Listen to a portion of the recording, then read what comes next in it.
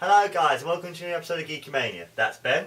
That's Kier. That's Mark. And today we'll be reviewing the One Direction film. I believe the subtitle is This Is Us. A motion picture event, according to the poster. Yes. This isn't just a film, guys. No, this is a motion picture event. Yes. And you might be wondering, Mark, Kier, Ben, why are you reviewing One Direction? Yeah, Kier hasn't seen it yet, just me and Ben have. Basically, there's a friend of ours called at work that we work at the Cineworld, me and Ben, called Lauren Greenfield. She said to us, do you guys mind reviewing One Direction for Geekamania? And I was like, don't want to review it unless I get paid. And she's like, yes, cool, if you watch it then put the video up onto YouTube, I'll pay you £10. So that's why we're reviewing the film. So basically, Mark is getting paid for this, and Yes. me, I just have this dumb policy where I've decided that I won't judge something until I've actually experienced it for myself. It's a moral code that I decided for myself a long time ago, and I stick by it. And yeah, and morbid curiosity. And I'm just here for the ride. Kier's just here to provide Kier. Have you at least seen the trailer? Or bits of the trailer? Or... I've seen nothing to do with this film apart from the poster. Okay. Did you know it's a motion picture event? I did not know that. That is a new thing to me. Well, apparently the fans, they call themselves a cult. You know what? Yeah, That doesn't I surprise me. actually see it. Watching that film, you realise just how insane some of their fans really are. But yeah, should we get onto the film then? Yeah. I have to say, this film, shock horror, isn't actually that bad. I know, guys. I know some of you right now are either going to turn off this video or kill me, or both. But to be honest, it's a well-made film, a decent documentary, has occasionally funny moments, and One Direction have never offended me as human beings.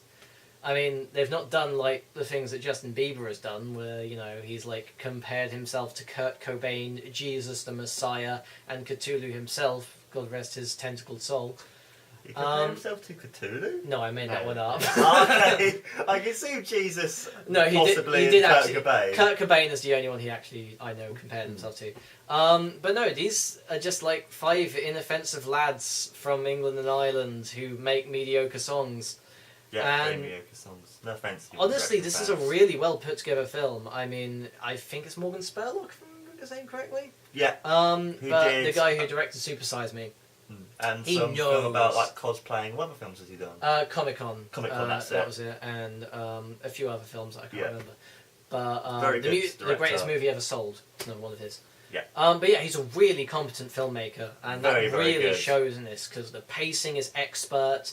The interviews are well edited, well put together. I mean, one of the things that's more annoying about a lot of like concert films recently is they have just been concert films. There's not been much like perspective or direction, and some films go too far the other way. And this film balances it really well. And all of the songs actually flow quite well for the pace of the film. It's really quite weird. Like, the somber moments in the film tie into the more slower melodic songs of the band. And, you know, this is a One Direction film.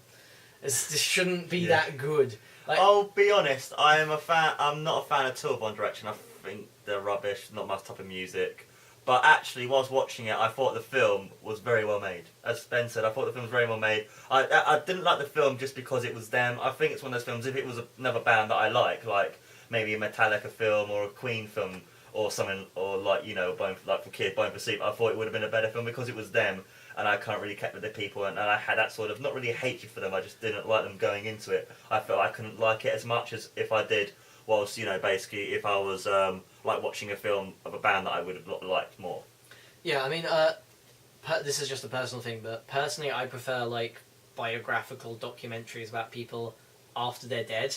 That's not me being cruel. That's me being the fact that once a person has passed on, the film can be a bit less biased and it can show the other side of the coin. Whereas in this film, it is clearly from one perspective. And Yes, that's it's One Direction are clearly- good, One Direction are great. It's very clearly pro One Direction. It's a biographical film. It strikes a very good balance between biography and concert. Yeah, Tells but their it story doesn't- and also Yeah, shows yeah. what they're doing now. Exactly. But it doesn't really have anyone who doesn't like One Direction mention how much they don't like them. It's very much pro with all the fans and people being like, these bands are amazing and they're more popular than the Beatles kind of thing. I do agree with Ben that kind of these biographical things, I don't think there's so many done, like Justin Bieber's released an autobiography already. Yeah. Like, a lot of people that come out of the X Factor release autobiographies, and it's kind of, it's very You've not early. lived your life yet, you know? Yeah. They want to make a quick buck. Like that's why. That's you why say a quick buck, but it's like a fucking massive shit ton brick of a buck. Yeah, that's why I love the Freddie Mercury like biographies and that sort of thing, because he's dead. You know the story's going to end with like You get a more complete picture. Yeah, I think the Bret Hart book's fantastic, but even then, because since that book finished, there's more he's done. Autobiography is different because that's written by the person themselves. That I have no problems with that. But like an actual like catalogue of a man is a much better written much later in the life. That's why I didn't really like the Thatcher film, because she was still alive at that point, and it clearly was skewing more towards the pro-Thatcher side. And this film has that problem a little. Very much pro. Kind of set in that period. Of it was, so but it was still very much from a pro-Thatcher perspective, as opposed to an unbiased point of view. Which I thought this film was very biased towards One Direction. You didn't have any of the fans who kind of negated against them and didn't really like them. You say that, but like for it was biased, but I wouldn't go as far as to say very biased. Like he still threw in like some opinions that you wouldn't expect. Like he got actual like paper writers, respected like music authorities, like people from the Guardian and people from the Daily Star, and like to comment on them. And whilst these interviews were very, you know, just like a few sound bites, at least they actually got that opinion. At least they actually put that in the film. They could have had a really like an hour like thing which had basically rated them and it's like issues they were complimentary, but not more than they deserved. Yes. It was very much like, you know, these guys have become a force of nature in the music industry, and they're a factor, and they have become popular, and you know, it's stuff like that. You know, stuff that isn't like, you know, oh my god, these guys are amazing, they're so hot and their music's so good. There are a few of those moments. There were little bits of that, but they were from the fans, which is fine. That's the thing that kind of gets me about the whole One Direction, Justin Bieber, all these like kind of bands that come out, like Union J is the new one that's... They've kind of... All these bands that I say they've become popular, like One Direction, I was watching X Factor the year that they were formed. It was basically a load of people that were meant to be solo didn't get in, so they went put in a band. Yeah, I remember that. So they got the second chance and they fought through it, which is fair enough. Yeah. But the thing that kind of annoys me about it, it's never... The bands like that, it's never their musical content that is the reason they get so popular. It's because of the fangirls and the... They are so pretty. Yes. And you know what... It's weird because you know, there are some fangirls in the film that are literally seeming to have a heart attack in the middle of the concert, which is kind of hilarious to watch. That's some of the funniest moments. And the moment when that girl's like saying, "I know they never met me, but their face, they love me." Yeah, there was one really creepy girl that was just like, "I love One Direction. I mean, like, they really speak to my heart, and like." I feel like even though they've never met me, that like if any one of them met me, that they would love me and I would love them, and like I know that, and I'm just like, just once. Yeah. And I mean that's. But again, you need that perspective. And there were fans that were just normal and just like, you know, I like them. Their songs are good. They. You know, it's the right amount of emotion that speaks to my heart. It's like they were balanced and crazy. Yes. But yeah, it was solid. Honestly, like this even as a person who doesn't really find their music that interesting or engaging or intellectual or decent, it was a good, well-made film. And honestly, the performances aren't terrible. I have to say there was one definite sign that I wasn't enjoying the music that much, because throughout most of the songs I was going, wow, this session drummer really knows his stuff. I'm just like, you know, I just snapped back and was like, oh wow, I'm complimenting the session drummer.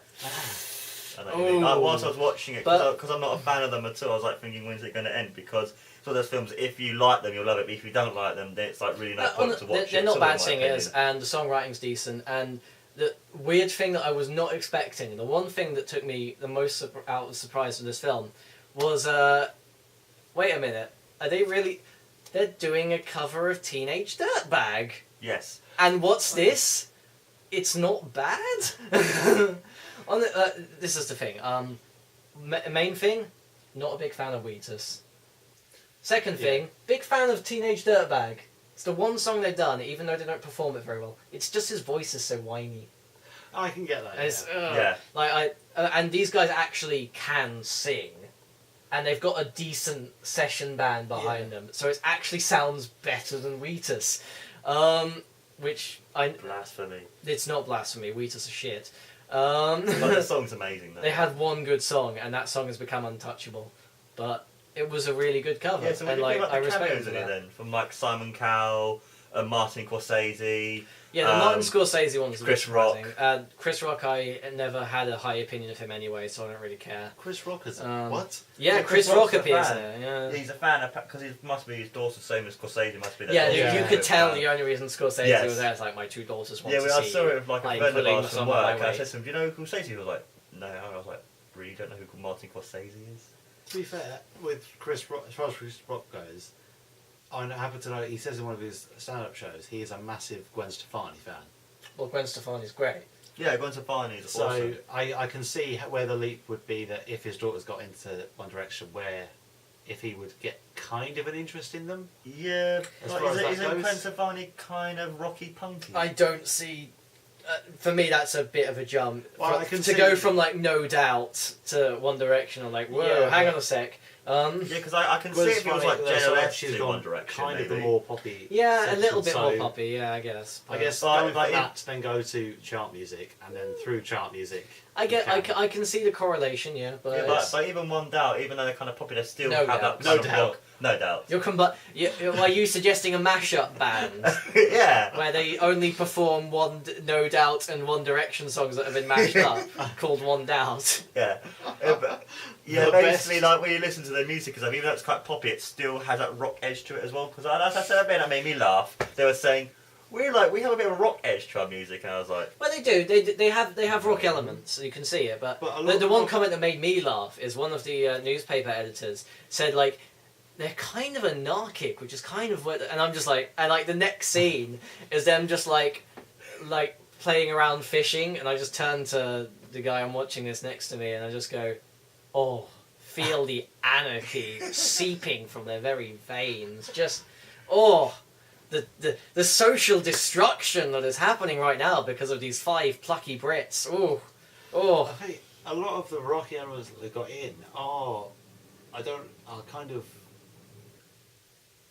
borrowed or taken. What are you saying? Taken from other songs like. It's not like they ripped the opening of Baba O'Reilly for one of their songs. Or ripping Oh wait, they totally did. But as far as or ripping the beginning goes, to Should I Go Now? But this is the thing that kind of, I don't think you can really be against them for that, because I don't think they have much to do with the music writing process. No, they don't have anything. I know. Hell, they even their writer even appears in the film. Yeah. So they're just kind of the face of the scene. Oh yeah, they are the face of a corporate engine. Yeah, like for example, for what the music and the songs that the music is ripped off. For that, you hate Simon Cowell and the people he's hired. Oh yeah, for me, I do not hate the face. I hate the beast. Yeah.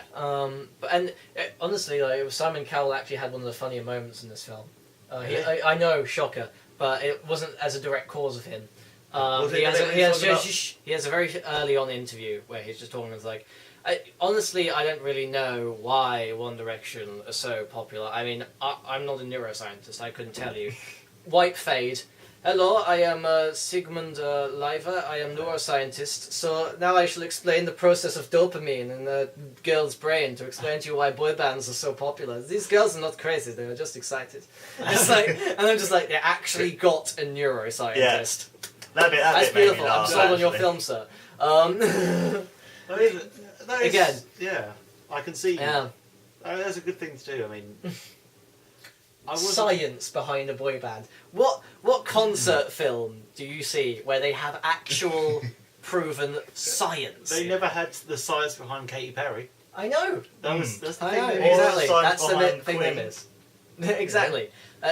There are moments of genuine brilliance in this film, marred by the it counters out the mediocrity of the actual and the blandness of the actual band's music, and the production values are good. The occasional moments of CG are actually surprisingly good. There's CG. There's they have like a screen on the back of the concert, and there's moments where like things will fly out because it's in 3D. There's one bit of like a Space Invaders kind of thing. Had this like ship flying around.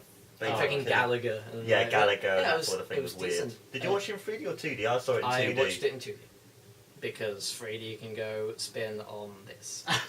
The only film that worked with 3D for me was Avatar. Pacific Rim is the one exception. Yes. I retract that for Guillermo. And I retract that for Avatar. Avatar, great film. No, 3D. I'm not.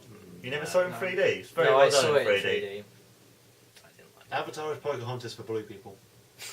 Anyway, we are getting off of this topic. We are going in a different direction. So overall, what would you give it out of 5? Honestly, regardless of the fact that this is a 2-star band, this is a 3-star film. Because, I mean, if this was a film about Daft Punk, like if we could just take all of the One Direction content out and insert Daft Punk, I would probably say this is a 5-star film out of my incredible bias. That would never work because Daft Punk would be just sat there not talking because they don't reveal who they are. I know, but still, you know what I'm saying. I know what you're saying. Honestly, this is a well-constructed film and it's enjoyable even if you don't really like them that much. I wasn't really bored, honestly. I was a little bit bored in the songs, I'll admit, but that's not the film's fault, that's the band's fault. And the writer's fault.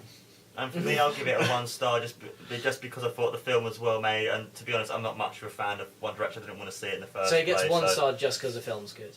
Yes, just because the film itself. It seems a little bit biased to give it 1 star. Say the filmmaker's good, but I don't like things. To give it 1 star off the back of that. I mean, it's down at the level with things that. Like B movies. Well, this sounds of it wasn't. This is the thing: is that Mark hates. I've forgotten the name of the film. But there's you know the one. There's a film about Hitler, and there's a very famous section that's always used on the internet. So because you don't like Hitler, 1-star film. Yeah. Is that what you're saying? So even if it was the best damn film about Hitler ever, it was really engaging, really emotional, really interesting. No, I would still enjoy the film, but because it's about them and I don't really like them that much, I went in there with a very negative attitude. I couldn't find anything to like. Like, you know how sometimes you watch a film that you would feel so negative beforehand, and after watching it, even though it might be the best film ever, you still think it'll be shit. But I'll be honest, I thought the film was well matched, why I give it 1 star. Otherwise, I think it's... I could at least push it up to 2, maybe 2.5, just for the balance of it. Right, it's giving it 1, I guess. guess. Just 1. Just giving it 1. Closed-minded. I can speak from... Well, obviously I haven't seen it. He hasn't seen it. From like, what you've said about it, I can say that I went into this just to ask questions and just kind of get the general idea from this. But I'm interested to see it, just to see all these things. Yeah. It's one of those things that if you said, like, go see One Direction movie, someone just said that to you in class, you'd be like, fuck off. You'd be like, no. But if you, like, listen to, like, people talk about it and say, there's very good, like, cinematography and all this. Cinematography's great, editing's great, sound balance is great. It's and you can definitely tell it's a Morgan Spurlock film because it is very well made. So then, with that, it makes you want to go and see it so that you can make your own opinion of it. Yeah. Yeah, and that's the reason why I gave it 1 star, because I did feel... That was not the reason you gave it 1 star. No, the reason you gave it 1 star is because you hate One Direction. If I hated One Direction that much, I'm going at 0 stars. Because it is well made. Because it is a film that is just well made. There's no point arguing with him. True. Very biased. Anyway. Go listen to Queen, Metallica, Guns N' Roses. That was our review of One Direction. Yes, that's what came out of our mouths. As per the usual, that's Kier. That's Mark. And that's Ben. Bye, guys. Bye, guys. Bye.